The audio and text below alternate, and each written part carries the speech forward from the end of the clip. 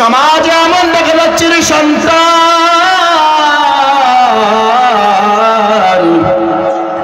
ইহসান নাই, ইহসান কমে গেছে, মার বোনের সম্মান কমে গেছে, মুরব্বীদের সম্মান কমে গেছে, ঠিক কিনা? মাহফিল হইতেছে, সুবিনগর মাহফিল সাজাইছে, সুবিনগর এত সুন্দর প্যান্ডেল করলেন, বিশাল বড় প্যান্ডেল, কিন্তু এই প্যান্ডেলটা আজ পর্যন্ত খালি হয়েছে একমাত্র আমাদের ইমানটা দুর্বল হওয়ার কারণে, ঠিক কিনা? ইমানটা দুর্বল হয়ে গেছে রে সন্তান, ওই ইমানটা তোমার তাজা করতে হবে। সুবিনগর এই প্যান্ডেলের ভিতরে যে মাহফিল সাজাইছে, ওই মাহফিলের ভিতরে এসে আপনার ইমানটা চার্জ দিতে হবে, ঠিক কিনা? গাড়ি চার্জ দিতে হয়, অটো রিক্সা চার্জ দিতে হয়, ব্যাটারিও চার্জ দিতে হয়, কিন্তু আমাদের ইমানটাও চার্জ দেওয়া লাগবে রে সন্তান। বলে কেন কেন কিভাবে আমি চার্জ দিব? বলে চার্জ দেওয়ার উপায় একটাই, সর্বপ্রথম নামাজ, আর ব্যস্তের বাগানে যেখানে হয় ওই ব্যস্তের বাগানের সময় দেওয়া, আলেমদের বয়ান শোনা, এটাও একটা সওয়াবের কাজ, ঠিক কিনা? এই সম্মানটা যখন রাখবা আর আল্লাহর আদেশ যখন মানবা, আল্লাহর হুকুম যখন মানবা, দেখবা অটোমেটিক তোমার ব্যাটারি ঈমান এভাবেই চার্জ হয়ে গেছে। সুবহানাল্লাহ। আমার আল্লাহ তাআলা আমার মালিক, আপনার মালিক, কোরআন শরীফে বলে দিয়েছে যে রবকে, মালিককে তোমাকে সৃষ্টি করছে কে? এই দুনিয়াতে তোমাকে পাঠাইছে কে? এই দুনিয়াতে তোমাকে সৃষ্টি করছে কে? সমস্ত কে বলে দিয়েছেন বলেন? আরো জোরে বলতে হবে, কে বলেন? আমার আল্লাহ তাআলা বলেন। সকল শুনতে চান? আল্লাহ তাআলা দামি সূরার ভিতরে বলেন আর রহমান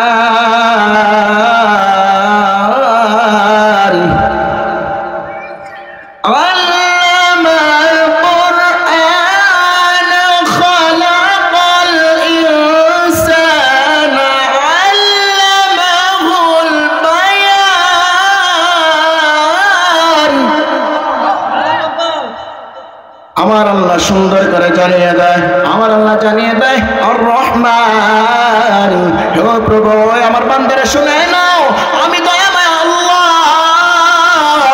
আল রহমান আল্লামাল কোরআন, তোমাদেরকে যিনি সৃষ্টি করেছে, খলাকাল ইনসান, তোমাকে সৃষ্টি করার পরে তোমাকে যে জবান দিয়েছে এবং জবান দিয়ে তোমাকে কথা শিখাইছে, এখন আপনারা বলুন ওই জবানের হেফাজত করতে হবে কিনা?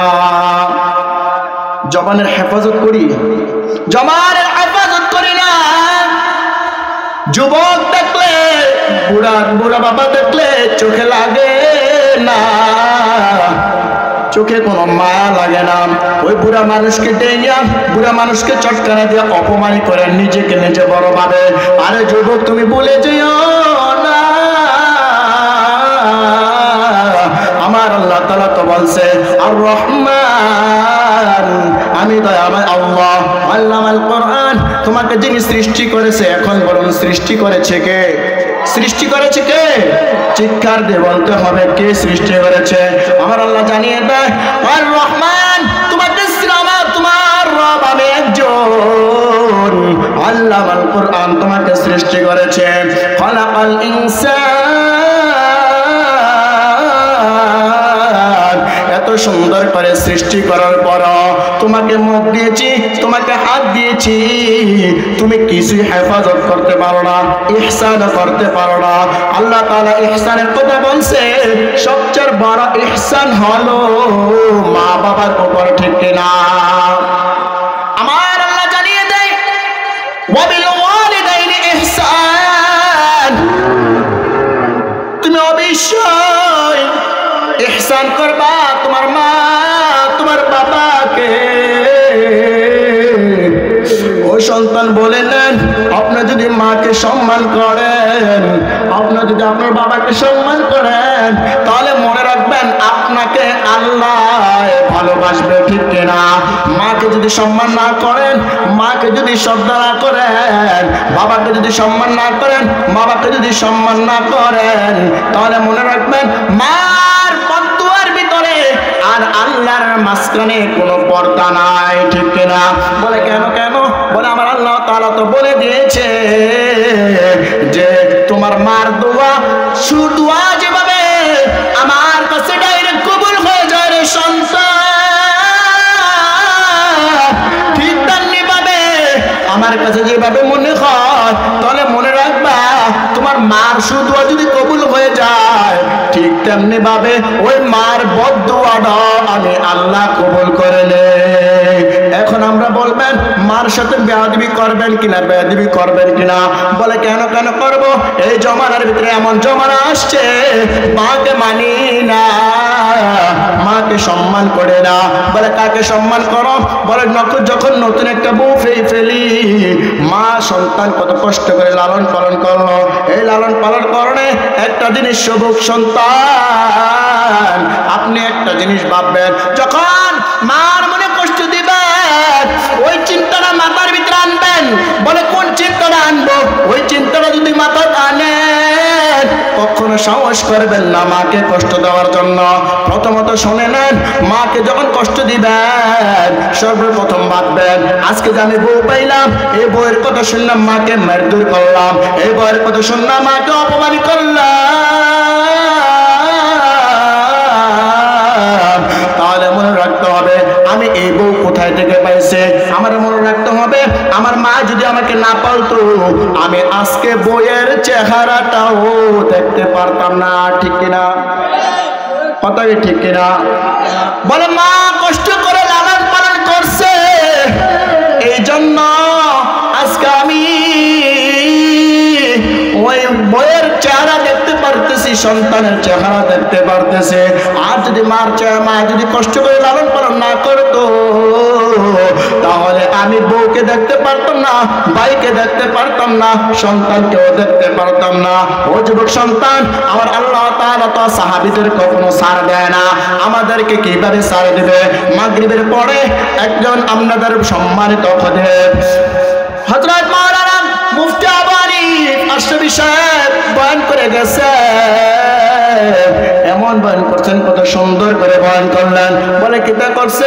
বলে ইহসানের উপরও আলোচনা করছিল। বলে ইহসান কেমনে মারবো? আল্লাহ তাআলা তো সাহাবীদেরকে ছাড় দেয় না, আমাদেরকে কিভাবে ছাড় দিবে? আমরা কি ছাড় পাবো? যে সাহাবীরা ছাড় পায় না, আমরা ছাড় পাবো?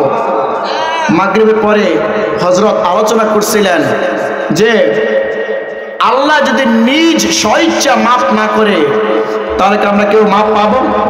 আমাদের গুনার অভাব নাই, আমাদের এত গুনাহ করতে করতে জীবনটা তেজপাতা করে ফেলছে, গুনাহ করতে করতে ঈমানটাকে দুর্বল করে ফেলছি, গুনাহ করতে করতে সমস্ত হাত পা এমন বাদী সাক্ষী দিবে,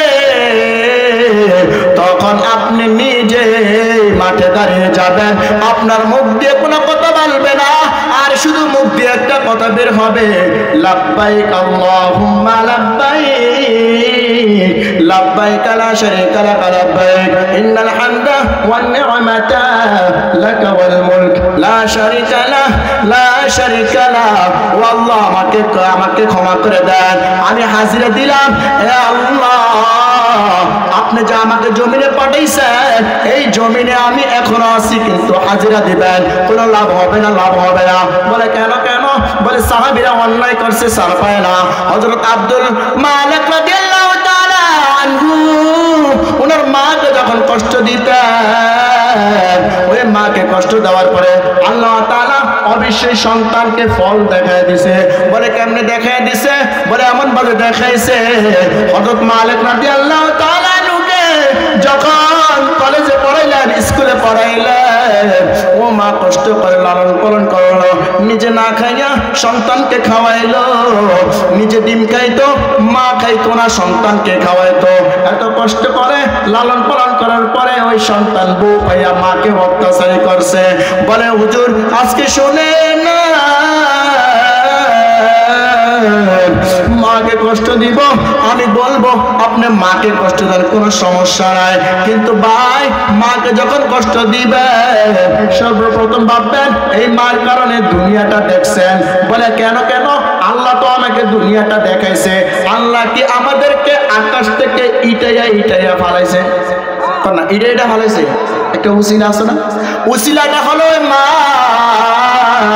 ওই মা যখন আমাদের মাকে উসিলা করে, মার মাধ্যমে আমাদেরকে দুনিয়াতে পাঠাইলেন। যখন মার কথা মনে পড়বে, এই দুনিয়ার কথা আপনি ভুলে গিয়ে মাকে আপন করে নেবেন। হযরত মালিক রাদিয়াল্লাহু তাআলা আনহু ওই বইয়ের কথা শুনে মাকে অত্যাচার করতেন, কষ্ট দিতেন, এমন কষ্ট দিতেন বাদের কাপড় দিত না। মা আয়েশা এমন কথা বলতেন, স্বামী আমার তুমি তোমার মাকে ভুলে যাও। ওই মার কথা শুনে মাকে ভুলে বউকে নিয়ে ভিন্ন হয়ে গেলেন। ভিন্ন হওয়া যাওয়ার পরে ওই মাকে একবেলা দুই বেলা খাবার দেয়। ওই খাবার দেওয়ার পরে মা কত কষ্ট করে, তারপরও সন্তানের জন্য বদদুয়া করে না। একটা দিন ওই মা আল্লাহর কাছে ডাকতে পারে,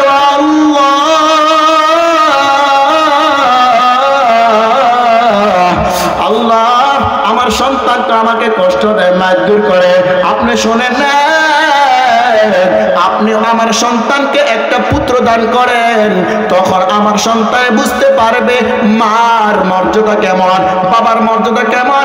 তখন আল্লাহর সাথে সাথে মার বদদুয়া কবুল করে নিলেন।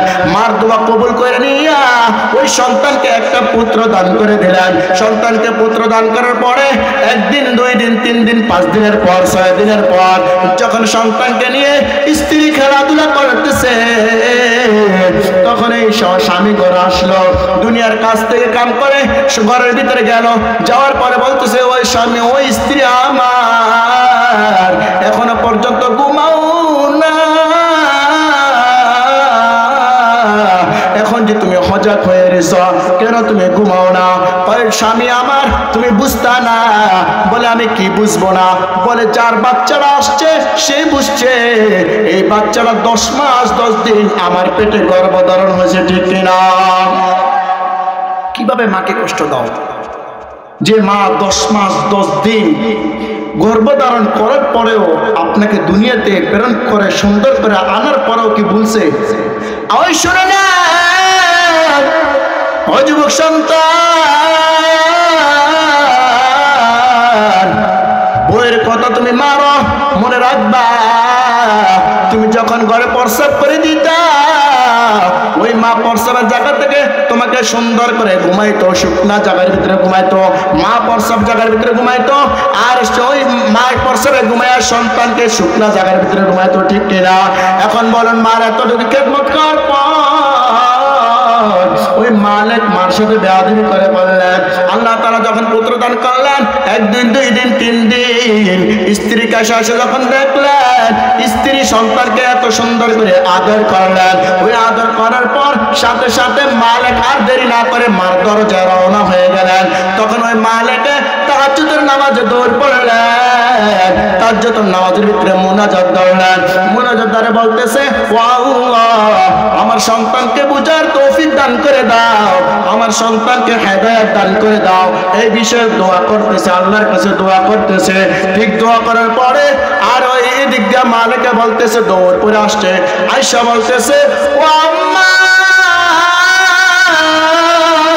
দরজাটা খুলে দাও, দরজাটা খুলে না। বলে আমি কিভাবে দরজাটা খুলবো? ওই সন্তান তুমি তো আমাকে মারছ, আর মারিও না, আর মারিও না। সন্তানের চিৎকার পরে গিয়ে বলতেছে, ও মা আমি আজকে তোমাকে মারতে আসি নাই। 2টা পা হাঁটু ধরে বসে গেল, মার খাসে ক্ষমা পেয়ে ফেললো। ও মা আমি বুঝতে পারি না, আমাকে ক্ষমা করে দেন, আমাকে ক্ষমা করে দেন। আমি এখন বুঝতে পারছি আমার পুত্রটা যখন হয়েছে। তো মনে রাখবেন, আগের মুরব্বীর একটা কথা বলতো, আগের নাঙ্গল যেমনে যায় পিছের নাঙ্গল এইভাবে যায়, ঠিক না? তো মনে রাখবেন কথাটা বাস্তব। কথাটা কি? আপনি আপনার মার সাথে বেয়াদবি করবেন, আপনারও একদিন সন্তান হবে, আপনার সন্তানও আপনার সাথে বেয়াদবি করবে, ঠিক কিনা? মাকে চেষ্টা করবেন মক্কা মদিনা নেওয়ার জন্য, ওই মক্কা মদিনা চেহারা দেখার জন্য মাকে চেষ্টা করবেন। এমন চেষ্টা করবেন মাকে সুন্দর মক্কা মদিনা দেখে আনার জন্য। মার সাথে খেদমত করবেন, মার সাথে ভালোবাসা দিবেন। মা খুশি হওয়ার পর ওই সন্তানের কাছে এমন দোয়া করবে আমার আল্লাহ খুশি হয়ে যাবে।